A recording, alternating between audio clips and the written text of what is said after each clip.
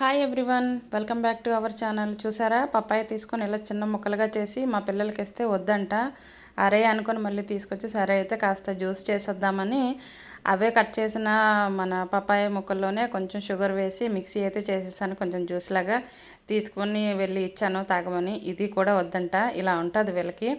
సరే అని మళ్ళీ రిటర్న్ వచ్చి ఇలాగ మనకి ఐస్ క్రీమ్లా చేసి ఇచ్చేద్దాము, అలా అయితే తింటారు కదా అనేసి మనకి ఐస్ క్రీమ్ స్టోరేజ్ చేసుకుని ఇవి ఉన్నాయి కదా, ఇందులో అయితే నేను చేసిన పపాయ జ్యూస్ అయితే ఇందులో వేసేసాను. చూసారా, చాలా చక్కగా వచ్చింది. 3 ఇంగ్రీడియంట్స్తో ఎంతో చక్కగా ఈ ఐస్ క్రీమ్ అయితే చేసేయచ్చు. ఇలా అన్ని వాటిల్లో స్టోరేజ్ చేసి దీనికైతే పైన క్యాప్స్ అయితే ఇలా క్లోజ్ చేసేసాను. చూసారు కదా, ఇలా పెట్టింది. మన ఫ్రిడ్జ్లోనే ఒక 5 అవర్స్ ఉంచామనుకోండి ఎంతో టేస్టీగా ఉండే పపాయ ఐస్ క్రీమ్ అయితే రెడీ అయిపోతుంది.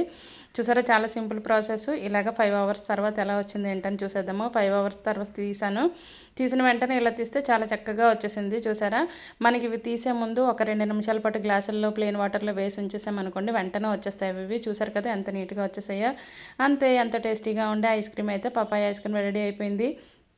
పిల్లలకి నేను పపాయ తినిపించాలన్న నా కోరిక తీరింది, వాళ్ళ ఐస్ క్రీమ్ తినాలి అని వాళ్ళ కోరిక తీరింది కదా. భలే ఉంది కదా, అదిరిపోలే. ఐడియా ఎలా ఉంది? చాలా బాగుంది కదా. వాళ్ళు చక్కగా ఐస్ క్రీమ్ తినేసారు, అలాగే నేను వాళ్ళకి కట్ చేసి ఇచ్చిన పపాయ తిన్నారన్న ఫీలింగ్ కూడా నాకు వచ్చింది. Thank you for watching this video. Keep watching Nazeem cooking and blogs. Video నచ్చినట్టయితే లైక్.